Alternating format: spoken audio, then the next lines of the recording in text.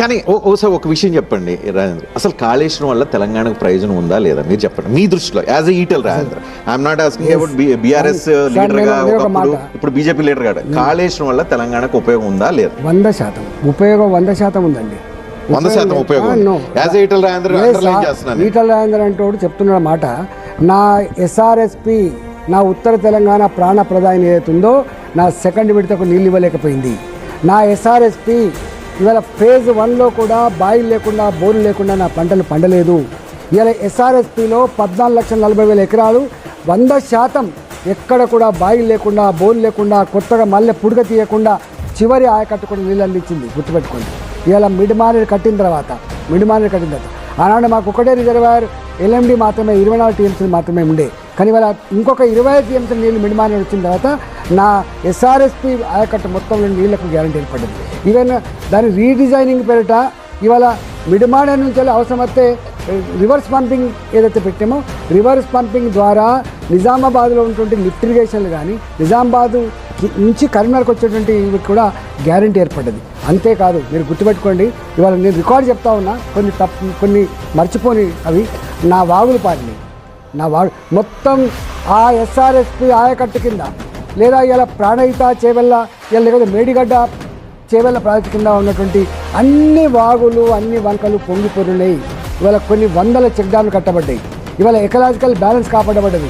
ఇవాళ మొత్తం ground water అంతా కూడా ఛార్జ్ అయింది. బావులలో నీళ్ళు వచ్చినాయి, బోర్లలో నీళ్ళు వచ్చినాయి. అన్నిటికీ మిక్కిలి ఇవాళ అన్ని చెర్లల్లో ఎండాకాలంలో కూడా మత్తలు పోసిన సందర్భం మీరు మర్చిపోవద్దు. గుర్తుపెట్టుకోండి. తెలంగాణ వచ్చిన తర్వాత ఈవెన్ మహబూబ్నగర్ లాంటి ప్రాంతంలో కూడా ఆనాడు పూర్తి చేయబడిన ప్రాజెక్టు పూర్తి చేయబడి ఇవాళ ఎండాకాలంలో మత్తలు దూకినటువంటి విషయం మర్చిపోకండి. ఇవాళ వీళ్ళు అంటున్నారు ఏదో ఇప్పుడు కూడా పంటలు పండినాయి కదా, ఇవి కాదు. ఇవాళ సాక్ష్యం నేను 14 ఏళ్ళుగా 15 ఏళ్ళుగా హుజురాబాద్ ఎమ్మెల్యేగా ఉన్నాను. 20 ఏళ్ళుగా ఉన్నాను నేను హుజురాబాద్లో. నా ఎజెండా ఏముండే తెలుసా అండి? ఆ కాలువల పండి తిరుక్కుంటా నీళ్లు రావట్లేదు కదా, చివరి ఆయకట్టుకు తప్పకుండా నీళ్ళు ఇస్తామని చెప్పేదే మా ఎజెండా ఉండే. గుర్తుపెట్టుకోండి. వరంగల్ కన్నా నీళ్ళు రాలేదండి, నల్లగొండ కన్నా నీళ్ళు రాలేదండి. ఇవాళ కాళేశ్వరం ప్రాజెక్టు ఎంత కరెంటు బిల్లు అవుతుంది? 10,000 కోట్లు అవుతుందా? దీనికి ఎంత కాస్ట్ పోవట్లేదు. కానీ ఇప్పుడు ఇంత సుదీర్ఘంగా చెప్పిన దాన్ని బట్టి చూస్తే కాళేశ్వరం అనేది తెలంగాణకి అద్భుతమైన వరం అని చెప్పి మీరు చెప్పదలుచుకున్నారు. కాళేశ్వరం ప్రాజెక్టు అద్భుతమైన వరం. అదే ప్రాజెక్టు అద్భుతమైన వరం. అది మేడిగడ్డ కడతారా, లేకపోతే ఇంకో తుమ్మిడి అట్టు దగ్గర కడతారా, అది వేరే విషయం. ఎక్కడ కడతారని ఇంపార్టెంట్. కానీ తెలంగాణ ప్రాంత రైతాంగానికి నీళ్ళు ఇవ్వాల్సిన ఎక్కడైతే ఉంది.